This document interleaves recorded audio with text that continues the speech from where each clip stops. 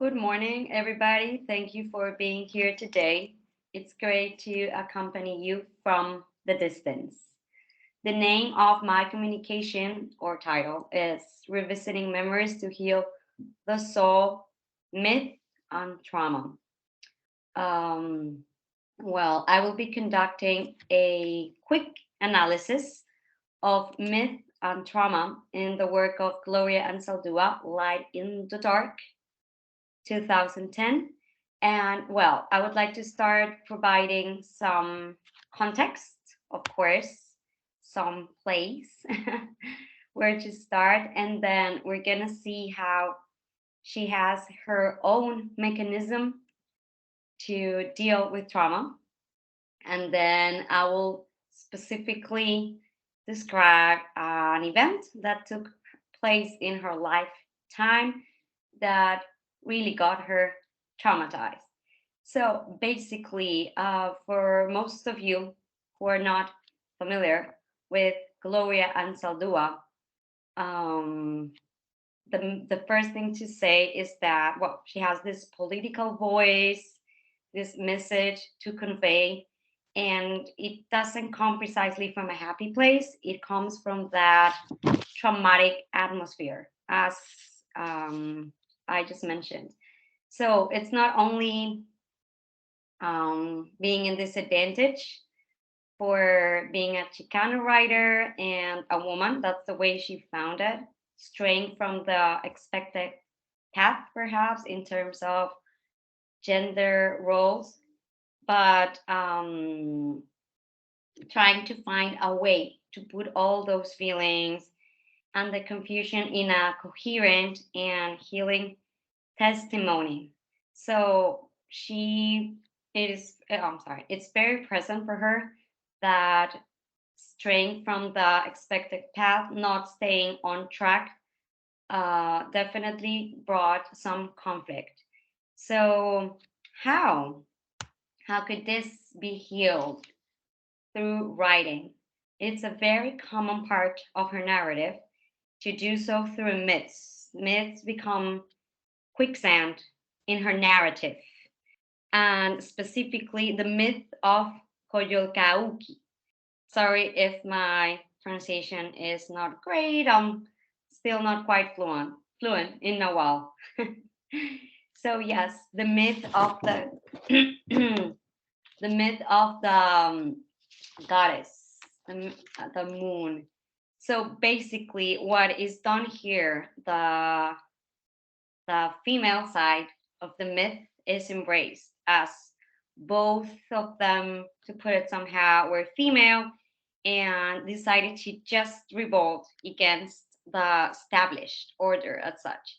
And of course, even back then in Mexican mythology, nowadays, and as it was for her, that was a daring action. So in Coyolcautz's case, she murdered her mother along with her brothers, and in her frame is just not, in Ansaldua's frame, acknowledging that her existence is circumscribed to a male dominant sex gender system.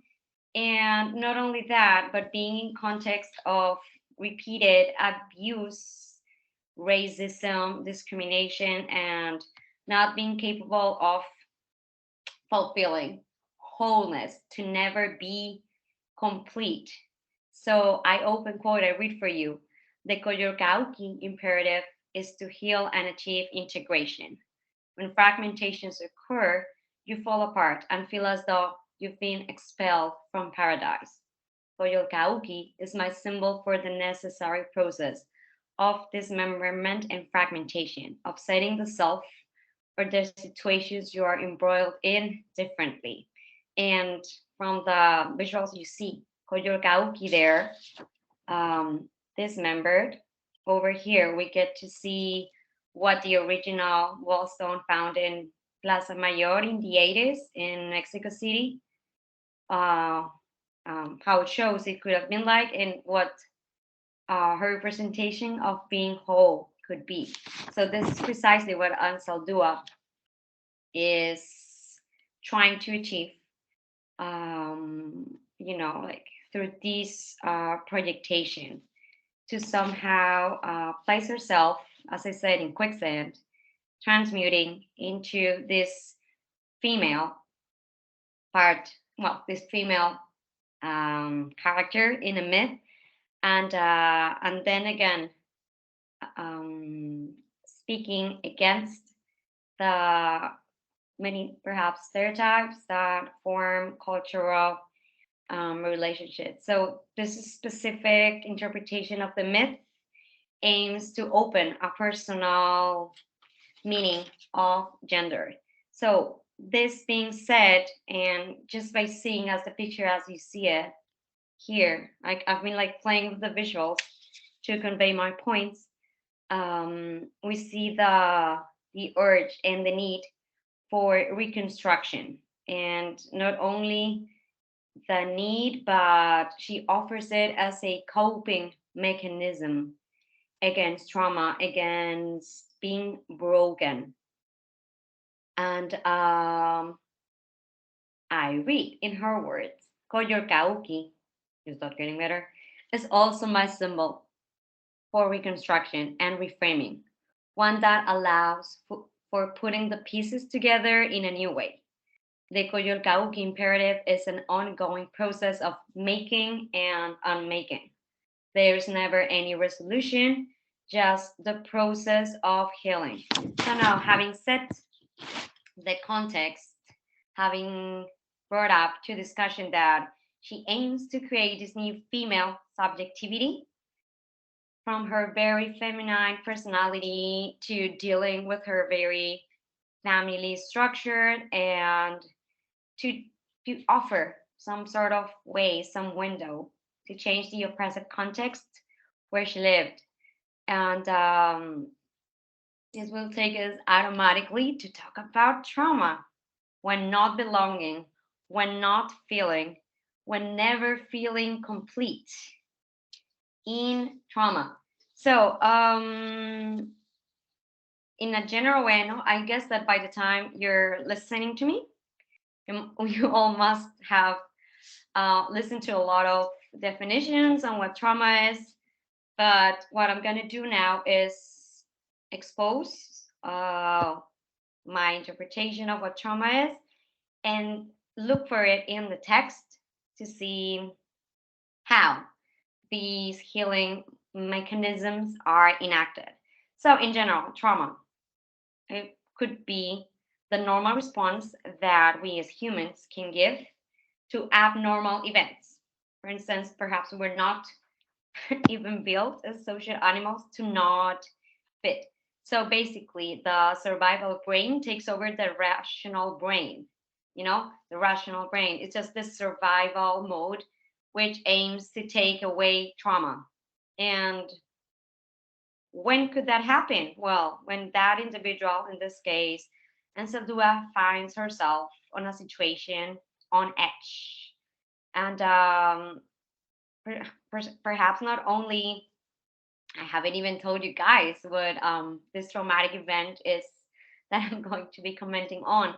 Perhaps it doesn't have to be something extreme. We may not be speaking necessarily of post traumatic stress disorder, but just everyday things that may take deeper implications deep inside for the mental piece. So, the outcome of trauma will never and can never be predicted. But what we know for sure is that it enhances a protection mechanism. So, in response to trauma, will people will and may behave in unexpected ways. It could be chronicle, it could be delayed, it can go from freezing to PTSD. Oh my God, look at my acronyms, as I just said. An example of this is, well, post traumatic stress disorder. Soldiers, when they go to war and they come back home, they're never there for themselves and they find it difficult to relate to others. So, and that would be like the extreme case somehow of it. And other than that, I would say that even though there's not a concrete definition in it, the topic is still open for debate.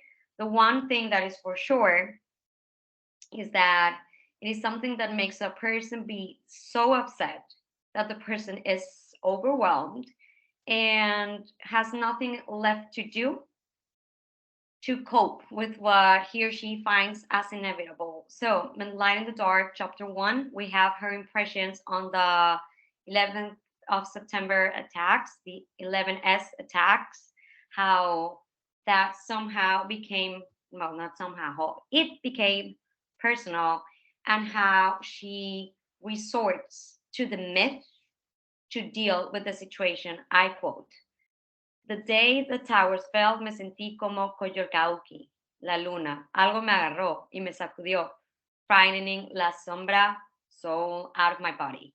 I fell in pieces into that pitch black, rotting space. Sorry, place. I close my quote. So, this kind of like opened for her a painful journey, the full overcoming the traumatic event became a journey somehow in the underworld. And as just I just said before reading the quote, she resorts to the myth to speak, to dialogue with that collapsed. She fell into rage, into confusion, and basically in the very state that could define trauma. When the foundation of safety that we can have as individuals of safety is threatened, then then this psychological stress starts happening. Um, So, trauma is there. The debate is open to definition. As mentioned, Koyo Kauki and her story is her symbol for reconstruction. Nevertheless, she aspires to say one will always, or she would always be complete or whole, but at least she's up to the task. Says that according to the events we have in life, then we might either, be okay in a good mental state for a while, and then an arrebatamiento, using her own terms, could just take you back to start reconstructing yourself and always being a new self. This is something that she does for herself and for the Chicano community. This thrive of signification is not only hers, but bigger, not only the Chicano community, but who, for any individual who is virtually in conflict. All right. So, to start closing, I would like to read quote that I believe exemplifies all those feelings that were triggered after the attacks and somehow gives closure to what she underwent. I quote, I seek a way to bring all my feelings and thoughts together to create un testimonio that is harmonious, cohesive, and healing. Though it's hard to think and act positively in estos tiempos de Coyolcauqui, it is exactly these times of dislocation separation that hold the promise of wholeness. So, as you can see from this quote, um, she draws her attention to this mythical um, narration with the promise of a curative image, one with the capability, as I said, not only to heal herself, but anyone who is virtually in trouble. Because she is aware and she mentions in many occasions when referring to the terrorist attacks that I quote, wounds that when the wound forms a cicatrix, the scar can become a bridge linking people split apart. So as you can say, she's very aware of it and therefore opens a solution. She opens herself to explain that those moments fragmented her and how difficult it was for her to put that trauma in words, um, to then go back from that pitch we were describing in the previous slide, that pitch black rotting place, into wholeness, into the promise of healing trauma, of dealing with it. And with this last promise towards healing, I would like to finish today. I would love to thank you for your attention from the virtual distance, and I hope that Congress continues going very well. So, any questions? My email is there for you. Bye.